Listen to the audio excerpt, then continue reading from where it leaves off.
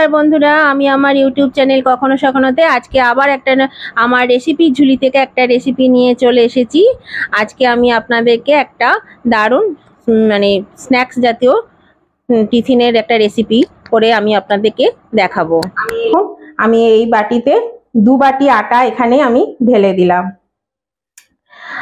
আর দেব এখানে এই 2 চামচ টক দই, 2 টেবিল স্পুন টক দই দিয়ে দিলাম। সামান্য একটু নুন দেব। আচ্ছা, আর লাগবে গুড়। এই দেখুন বন্ধুরা, আমি এখানে আখের গুড় নিয়ে নিয়েছি 1 বাটি। এটা ভর্তি হলে ভালো হতো, একটু কম হয়ে গেছে, তো একটু চিনি দিয়ে দেব দরকার হলে। এই গুড়টা আমি এর মধ্যে দিয়ে দিচ্ছি। এই দেখুন বন্ধুরা, এটা তো দিয়ে দিয়েছি। এবার আমি এই যে বাটিটা ধুয়ে এই জলটা দিয়ে দিচ্ছি। জল দিয়ে ভালো করে এটাকে একটা ব্যাটার তৈরি করে নিতে হবে। একটু পাতলা হবে, আমরা যেমন বেসন গুলি ঠিক সেরকম একটা ব্যাটার তৈরি করতে হবে।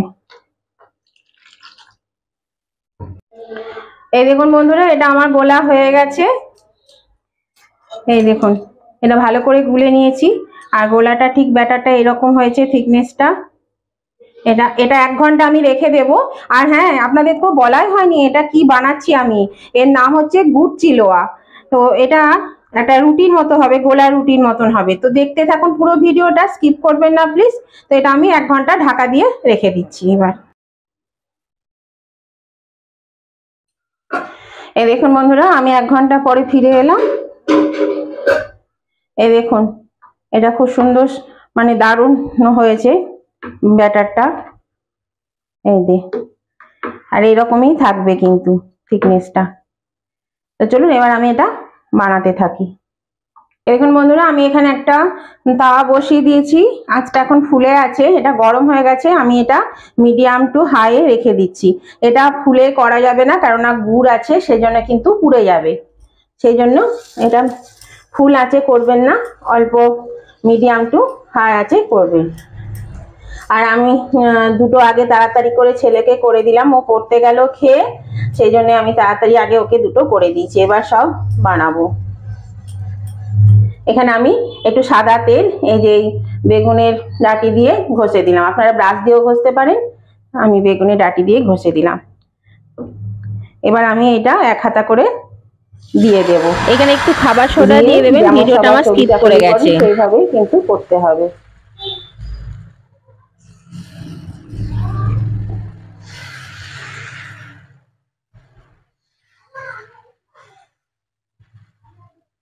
এইভাবে পাতলা করে দিলাম। এবার এটা একটু থাকবে, সেদ্ধ হবে।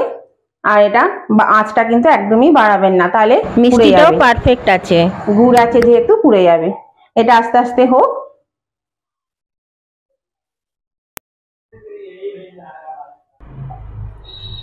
দেখুন, এটা বেশ একটু হয়ে এসছে। এর মধ্যে আমি একটু কয়েক ফোঁটা তেল দিয়ে দেবো, ওইভাবে উপরে দিয়ে দেবো, এই পাশে দিয়ে দেবো, বেশি না, খুব অল্প। আর এটা কিন্তু বাচ্চাদের পক্ষে ভীষণ একটা হেলদি খাবার। আর মিষ্টি মিষ্টি গোলা রুটি খেতে কিন্তু ভালো লাগে।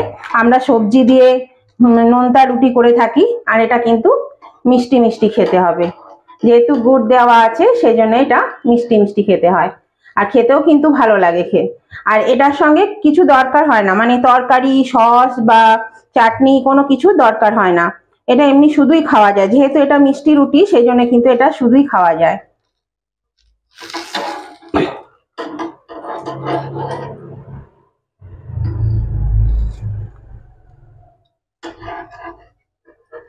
এটা এবার আমি উল্টে দেব।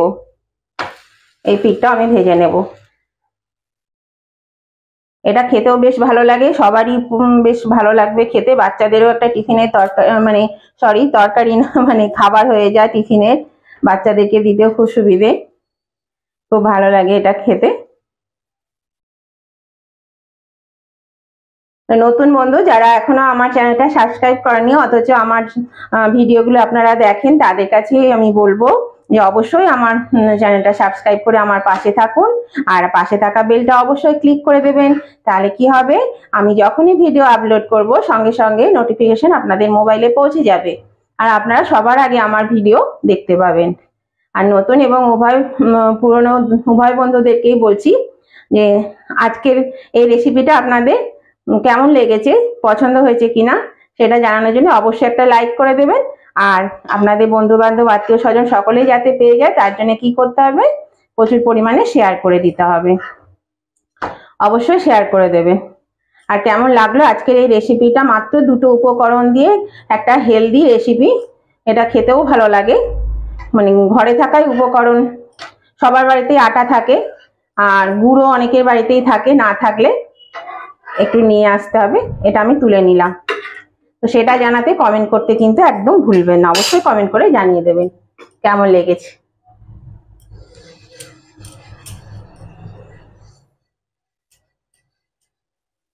তেলও খুব বেশি লাগে না, অল্প অল্প তেল দিলেই হবে। আমি আরেকটা দেখিয়ে দিচ্ছি।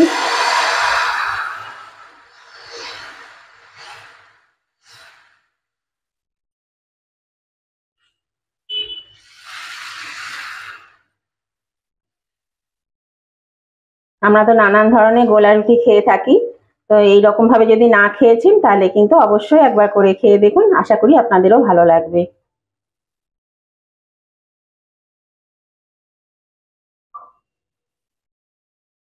এই দেখুন আমি এর মধ্যে আবার তেল দিয়ে দিচ্ছি অল্প করে।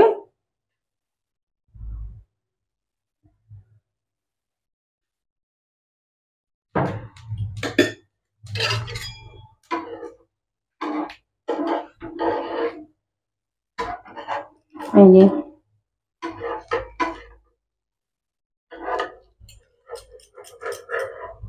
এটাকে আবার উল্টে দিলাম।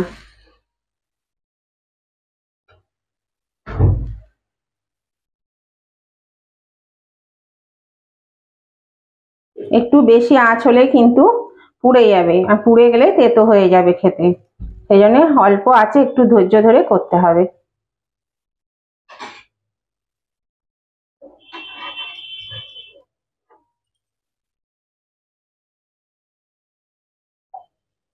এই দেখুন এটা হয়ে গেছে, আমি উল্টে দিয়েছিলাম, এই যে এটাও আমি তুলে নিচ্ছি।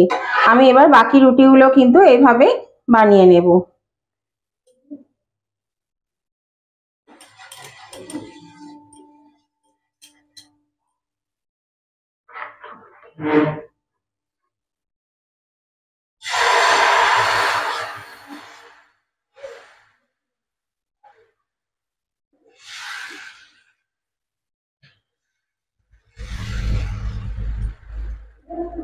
চলুন আমি বাকিগুলো এভাবে বানিয়ে। এই দেখুন বন্ধুরা আমি নামিয়ে নিয়েছি, আমার সব হয়ে গেছে। আর দেখুন কতটা সফট হয়েছে, এই দেখুন কতটা সফট হয়েছে, আমি ছিঁড়ে দেখাচ্ছি। এই যে কতটা সফট হয়েছে, আর এটা কিন্তু খেতেও বেশ ভালো লাগে, মিষ্টি মিষ্টি রুটি। আর এর সঙ্গে তো বললাম কিছু লাগে না, তরকারি না, মানে কোনো চাটনি না, কিছু লাগবে না, এটা শুধুই খাওয়া যাবে। আর বাচ্চাদের পক্ষে তো ভীষণই ভালো, হেলদি একটা খাবার, এটা খুবই ভালো লাগে খেতে। তো এইভাবে আপনারা যদি বানিয়ে খেয়ে না থাকেন তাহলে অবশ্যই একবার বানিয়ে খেয়ে দেখুন, আমার মনে হয় আপনাদেরও খুব ভালো লাগবে খেতে। তা আমি আবার নতুন ধরনের ভিডিও নিয়ে আপনাদের কাছে চলে আসবো। আজকের মতো আমি ভিডিওটা এখানেই শেষ করছি। ততদিন আপনারা সুস্থ থাকুন, ভালো থাকুন। আর নতুন বন্ধু যারা এখন আমার চ্যানেলটা সাবস্ক্রাইব করেননি তারা কিন্তু অবশ্যই সাবস্ক্রাইব করে দেবেন। আর উভয় বন্ধুদেরকেই বলছি অবশ্যই কিন্তু লাইক শেয়ার কমেন্ট করতে ভুলবেন না, অবশ্যই কমেন্ট করে জানিয়ে দেবেন আজকে রেসিপিটা আপনাদের কেমন লেগেছে। তাহলে টাটা, বাই বাই।